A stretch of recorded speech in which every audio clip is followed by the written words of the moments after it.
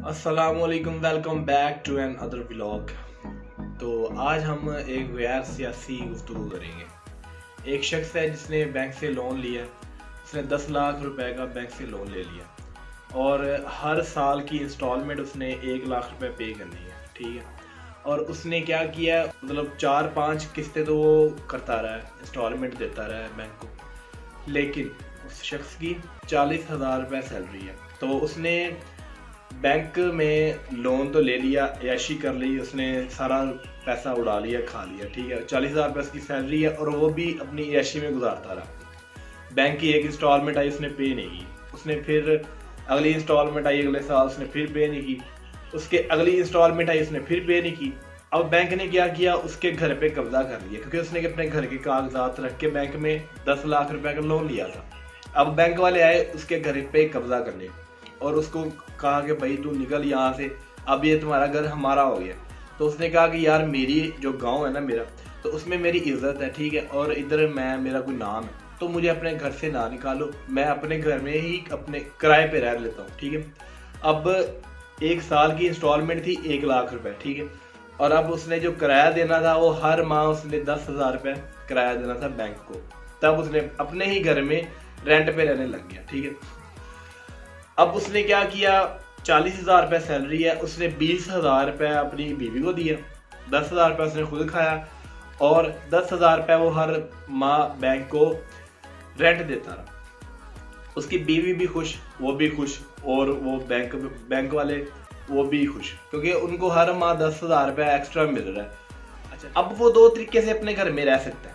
या तो वो बैंक की इंस्टॉलमेंट दे, ठीक है, और वो परमानेंट अपने घर में बिल्कुल सुकून के साथ रहे, ठीक है। या फिर वो क्या करे, 10,000 रुपये पर मंथ रेंट दे, इंस्टॉलमेंट दे या ना दे, लेकिन हर माह उसको 10,000 रुपये देना पड़ेगा। अच्छा, अब सोचने की बात है, अगर वो 10,000 रुपये रेंट देता रहा और वो पूरी उम्र फिर ऐसे ही गुजारा करेगा, लेकिन कब तक हर माह 10,000 रेंट दे। लेकिन वो क्या करे, अगर वो अपनी बीवी को दे 5,000, ठीक है, और खुद खाए वो 2,000, बाकी कुछ रेंट दे और कुछ सेविंग करे, जो उसने 1 साल बाद उसने अपनी इंस्टॉलमेंट पे करनी। जब पहले बीवी 20,000 ले रही थी, इसका अच्छा खासा गुजारा हो रहा था, ठीक है। अब वो अपनी बीवी को भी तंग करेगा, क्योंकि उसके अखराजात कम होंगे। जब उसको 5,000 मिलेगा, उसके अखराजात कम होंगे, उसको ज़िंदगी गुजारने में मुश्किल होगी और वो खुद भी तंग होगा। लेकिन इस थोड़ी सी तंगी से फ्यूचर में उनका खुद का घर होगा, वो अपनी बीवी को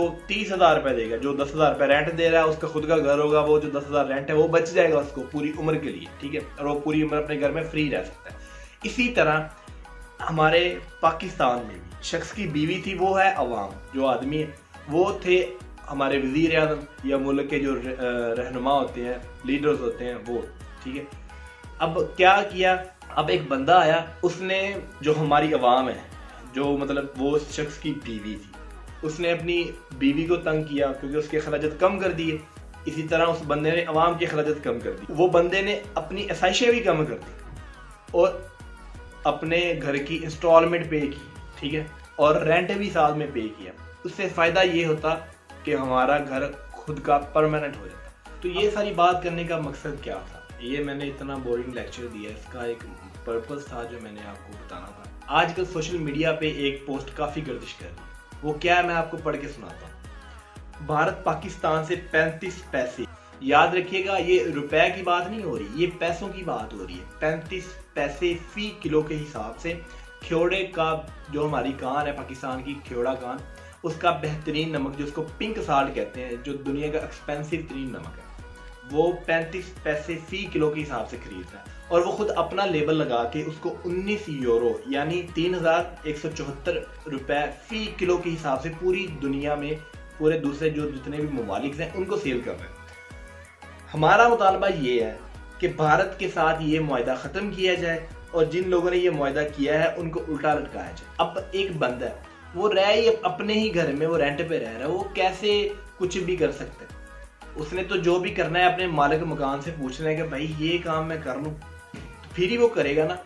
तो वो कब करेगा, या अगर वो उसने अपनी मन मर्जी करनी है, अब मालिक मकान कहेगा भाई नहीं जी जैसे चल रहा है चलने दो, तू कुछ नहीं कर सकता, तू सिर्फ अपने इधर 10,000 रुपए दे और इधर रेंट पे रह, तूने इस घर को कुछ नहीं करना, ना तो आपने इस घर की कोई मरम्मत करवानी, कुछ नहीं करवाना, जैसा हमारा घर है ऐसे ही रहने दो, ये तो मालिक मकान है जो उस पे डिपेंड करता है, जैसे उन्होंने कहना है उसने तो वही फॉलो करना है। या तो भाई वो सारी अपनी इंस्टॉलमेंट घर की पे करे और खुद मालिक मकान बन जाए। जब वो खुद मालिक मकान बन जाएगा तब वो अपने घर की जैसे चाहे मरम्मत करवा सकता है, लेकिन जब तक उसने अपनी सारी इंस्टॉलमेंट पे नहीं करनी तब तक वो अपने घर की कोई भी थोड़ी सी भी मरम्मत नहीं करवा सकता। बजाय इसके अगर उसका मालिक मकान कहे कि भाई ये काम करो तो वो करेगा, अदरवाइज अपने मालिक मकान से पूछे बगैर वो कोई काम नहीं कर सकता। वो तो बिल्कुल, अब जो बंदा समझदार है उसको तो बिल्कुल समझ आ रही है कि मैं किस टॉपिक पे बात करना चाह रहा हूँ, लेकिन ये बिल्कुल गैर सियासी गुफ्तगू है। अपना और अपने घर वालों का ख्याल रखिएगा। आज का व्लॉग यहीं पे ख़त्म करते हैं। अल्लाह हाफिज़।